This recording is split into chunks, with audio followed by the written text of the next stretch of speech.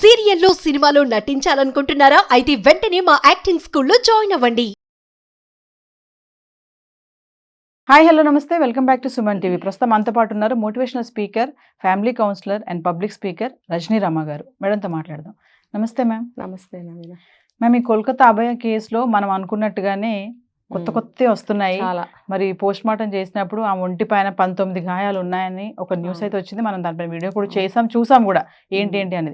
మరి ఈ రోజు చూసుకుంటే ఆమె కుడి దవడ పైన ఒక కాటు గుర్తు ఉంది అని కూడా కొత్తగా వచ్చింది బయటికి. ఏంటి మేడం అసలు? అంటే ఇప్పుడు దాన్ని బట్టి ఆమె ఇప్పుడు ఫస్ట్ ఎవరైతే అక్యూజ్డ్ మనం సంజయ్ రాయ్ అనుకున్నారో అతనికి కూడా ఇప్పుడు దంత పరీక్ష చేయాలని చెప్పేసి అంటున్నారు సిబిఐ.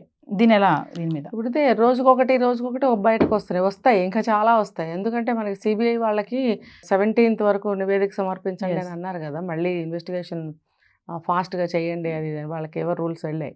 సో దాని ప్రకారం వాళ్ళు ఏంటంటే ఇంకా ఏది తెలిస్తే దాని మీద వెళ్తారు వాళ్ళు. ఇప్పుడు ఇది కూడా వాళ్ళకి ఒక అనుమానం. దీని మీద వాళ్ళు ఏంటంటే దీని మీద కూడా ఎవరైతే నేరం చేశారో, అత్యాచారం చేశారో అంటే ఒక సంజయ్ రాయ్ అని చెప్తున్నారు. కానీ ఇక్కడ ఎవరో ఏంటో ఏం తెలుసు. ఇప్పుడు ఎవరైతే అనుమానితులు ఇంకో జూనియర్ డాక్టర్, ఇంకొక అతను ఎవరో మొన్న దాంట్లో చూసాం కూడా, మనం చాలా మందిని అరెస్ట్ చేయడం చూసాం మనం. ఇలా అనుమానం ఉన్న ప్రతి ఒక్కళ్ళని కూడా ప్రతి ఒక్క టెస్ట్ చేయించాల్సిన అవసరం ఎంతైనా ఉందనిపిస్తుంది. ఒక సంజయ్ రాయ్ అన్న మాట ఏముంది. ఇప్పుడు సంజయ్ రాయ్ అయితే మెయిన్గా అతనిది కూడా చేయించారు అతన్ని ఫస్ట్. ఎందుకంటే స్టార్టింగ్ నుంచి ఏ ఆధారం దొరికినా కూడా అది సంజయ్ రాయ్ మీదకే వెళ్తుంది. అవును, ఎందుకంటే మరి అతను దొరికాడు కాబట్టి బ్లూటూత్ అక్కడ ఉంది కాబట్టి. అదొకటే కాదు, సీసీల్లో వస్తున్నాడు, మరి అరెస్ట్ చేయడానికి వెళ్తే అతనే దొరికాడు కాబట్టి ప్రతి ఒక్క ఆధారాన్ని సాక్ష్యంగా తీసుకుని అతని మీదకే అనుమానిస్తున్నారు. సో ఇది కూడా అదే ప్రకారంగా అతన్ని అనుమానిస్తున్నారు. ఇప్పుడు అతని యొక్క డెంటల్ టెస్ట్ కానీ ఇక్కడ అమ్మాయి ఇక్కడ కాటు పడింది అన్నారు కదా కుడి సైడ్, అది రెండింటికి మ్యాచ్ చేయడానికి అదొక ఫారెన్సిక్ టెస్ట్ కి పంపించాలని చెప్తున్నారు. ఇప్పుడు అరెస్ట్ అయితే చేసేసారు మేడం. ఫోకస్ అయితే చేస్తారు, ఒక పావు అనుకోండి, ఏమన్నా అనుకోండి. కానీ ఇప్పుడు ఏంటంటే అతనికి కూడా ఈ దంత పరీక్ష టెస్ట్ చేయడం ద్వారా అసలు ఇతనే కాదా అనేది కూడా ఇది ఒక ట్విస్ట్. ఇప్పుడు ఇంకా ఏంటంటే ఇంకా ఎవరో జూనియర్ డాక్టర్లు ఇద్దరని చెప్పి మనకు కొత్తగా ఒకటి అనుమానం ఉంది. వాళ్ళని కూడా చేయాలి, ఎందుకంటే ప్రతి ఒక్కళ్ళది చేయాలి. ఎవరిది మ్యాచ్ అవుతుంది. ఇప్పుడు చూడండి, మొన్న స్పర్మ్ టెస్ట్ చేస్తే ఒక సంజయ్ రాయ్దే కాదు ఇంకా కొంతమందిని చేయాలి అని అన్నారు కదా. అది ఎలా ఒక్కళ్ళ మీద చేస్తారు? మరి అంత కౌంట్ ఉన్నప్పుడు అక్కడ అందరినీ ఎవరెవరైతే సస్పెక్ట్ చేశారో వాళ్ళందరినీ కూడా చేయాల్సిందే. ఒక్కళ్ళకి చేసి ఒక్కళ్ళు వదిలిపెట్టాలని లేదు. ప్రతి ఒక్క టెస్ట్ చేస్తేనే ఇప్పుడు 10 మందిని చేసామనుకోండి, 10 మంది నేరం చేశారని అనలేము, కానీ అందులో 5-6 ఉండొచ్చుగా. ఇప్పుడు మనకి ఎంతమంది అని చెప్పారు? 7 అన్నారు, 10 మంది అన్నారు, 5 అన్నారు, మనకు తెలీదు. సో దొరికిన వాళ్ళు దొరికినట్టు ప్రతి ఒక్క టెస్ట్ చేస్తేనే మనకి ఎవరు అసలైన వాళ్ళు అనేది బయటపడడానికి ఛాన్స్ ఉంటుంది. మరి 19 చోట్ల దెబ్బలు ఉన్నాయి బాడీ పైన అని చెప్పేసి పోస్ట్ మార్టంలో వచ్చింది అన్నారు. మళ్ళీ ఇప్పుడేమో దవడ పైన కాటు ఉంది అంటున్నారు. మరి దీన్ని కూడా మళ్ళీ కూడా మ్యానిపులేటింగ్ చేయడానికి అనొచ్చు అంటారా మేడం? మ్యానిపులేట్ అని మనం చెప్పలేము.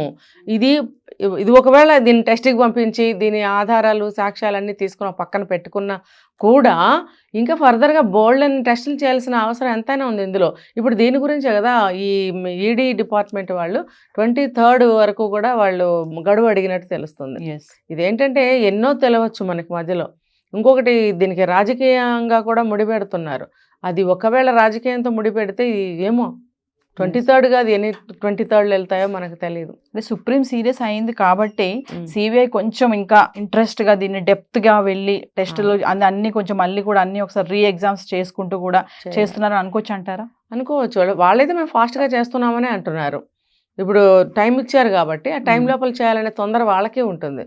కాకపోతే ఏంటంటే ఏ గవర్నమెంట్ అండర్లో వాళ్ళైతే వర్క్ చేయాలి, సెంట్రల్ కదా, సెంట్రల్లో ఏ గవర్నమెంట్ ఉంటే దానికి ఆ లోబడి వీళ్ళు విని ఎలా చేయమంటే అలా చేయాల్సిన అవసరం కూడా, అంటే పరిస్థితులు కూడా వాళ్ళకు ఉంటాయని తెలుస్తుంది మనకి. అంతే, జనరల్గా అంతే జరుగుతుంది. ఒక స్టేటే తీసుకోండి, సెంట్రలే తీసుకోండి, ఇప్పుడు రాజకీయాలు ఎలా హాట్గా ఉన్నాయో అందరికీ తెలిసిన విషయమే. కాబట్టి ఇంకా దాన్ని ఎలా ఆ సమస్యని నేను చెప్పలేకపోతున్నాను మీడియా పరంగా. ఆ సమస్యని ఇంకా మనం వాళ్ళు కాదు, దాన్ని సమాధానం డాష్ వదిలేయడమే. మరొక విషయం మేడం, మామూలుగా అబ్బాయి చనిపోయాక కూడా బాడీ మీద ఇలా ఉన్నప్పుడు మనం మాట్లాడాం కదా, చాలా అంటే కాళ్ళు విరగొట్టేశారు, చేతులు బ్లడ్ వచ్చింది, కళ్ళల్లోంచి రక్తం వచ్చింది, కొట్టారు బాగా, మరి ముక్కులోంచి రక్తం వచ్చింది, చెవులోంచి రక్తం వచ్చింది అన్నారు. మరి ఇప్పుడు ఈ కాటు గుర్తులు అంటే ఎంత ఇబ్బంది పెట్టి ఉంటారు. ఒక రకంగా ఈ కాటు అన్నది ఇంకా చిన్నది కదండి. ఇప్పుడు ఆ అమ్మాయి కళ్ళజోడు మీద కొట్టారని అంటున్నారు. మనం ఇక్కడ నాకు ఒకటి అనిపిస్తుంది, ఆ అమ్మాయి నిద్రపోతుండగా వెళ్ళి వీళ్ళు చేయవలసినవి అన్నీ చేశారు. నిద్రపోతున్న అమ్మాయికి కళ్ళజోడు పెట్టుకుని ఎలా ఎవరైనా నిద్రపోతారా? అవును. అంటే ఇది కూడా వాళ్ళ అబద్ధ సాక్ష్యాన్ని అక్కడ సృష్టించారనేది నాకు అర్థమవుతుంది. ఒకవేళ కళ్ళజోడు పక్కన ఉందేమో, దాన్ని చితగొట్టారేమో, చేత్తో ఎలా అంటే పగిలిపోదా? అవును. మరి దాంతో ఏమైనా ఇట్లా కళ్ళ దగ్గర గీసేసారేమో. అంతేగాని ఆ అమ్మాయి కళ్ళజోడు మీద కొడితే అవన్నీ దాంట్లో కళ్ళల్లో గుచ్చుకున్నాయి అనటం అనేది నమ్మశక్యంగా లేదు. 36 గంటలు డ్యూటీ చేసి స్ట్రెస్ తో ఉన్న అమ్మాయి అలా కళ్ళద్దాలు పెట్టుకుని ఎలా పడుకుంటుంది? ఎలా పడుకుంటారు? ఎవరు కళ్ళజోడుతో పడుకోరు. పక్కకు తిరిగి పడుకుంటే కూడా అది ఇక్కడ ఒత్తుకుని పగిలే ఛాన్స్ ఉందని చెప్పి పెట్టుకోరు ఎవరు కూడా. తీసి పక్కన పెడతారు, లేదా బ్యాగ్లో వేసుకుంటారు. అది కూడా నాకు అంత నమ్మశక్యంగా లేదు.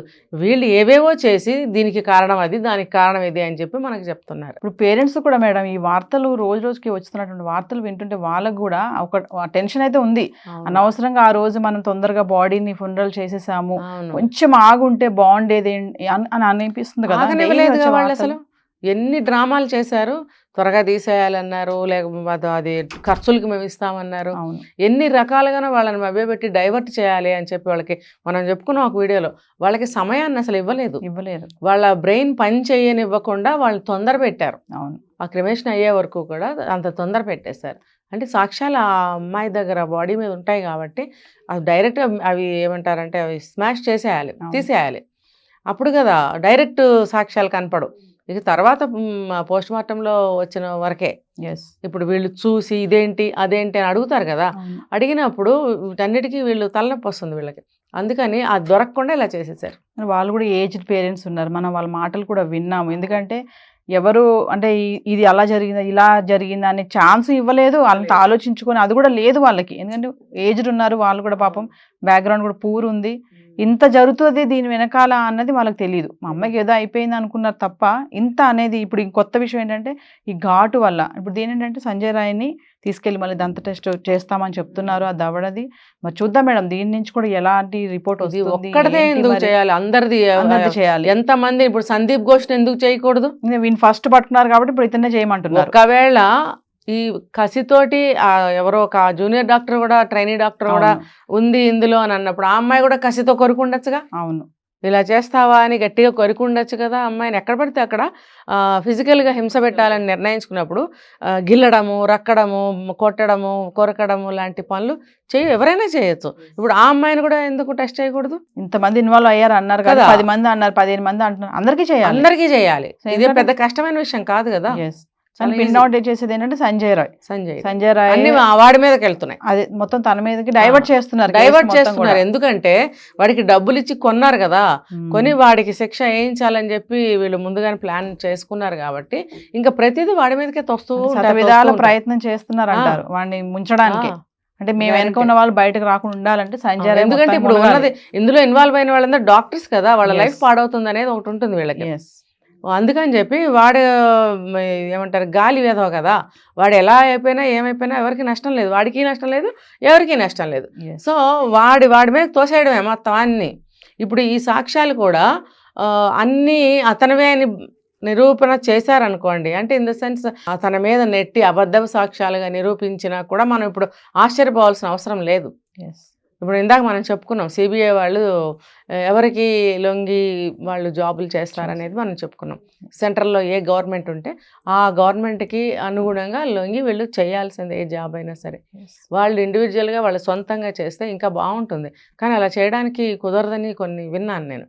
చూద్దాం మేడం, మరి ఇప్పుడు సంజయ్ రాయ్కి టెస్ట్ చేస్తారంటున్నారు, డెంటల్ టెస్ట్. మరి ఆ రిపోర్ట్ ఎలా వస్తుందో, మరి దాన్ని ఎంత మ్యానిపులేట్ చేస్తారో ఆ వార్త కోసం మనం కూడా వెయిట్ చేయాల్సిందే. చూద్దాం మేడం. Thank you.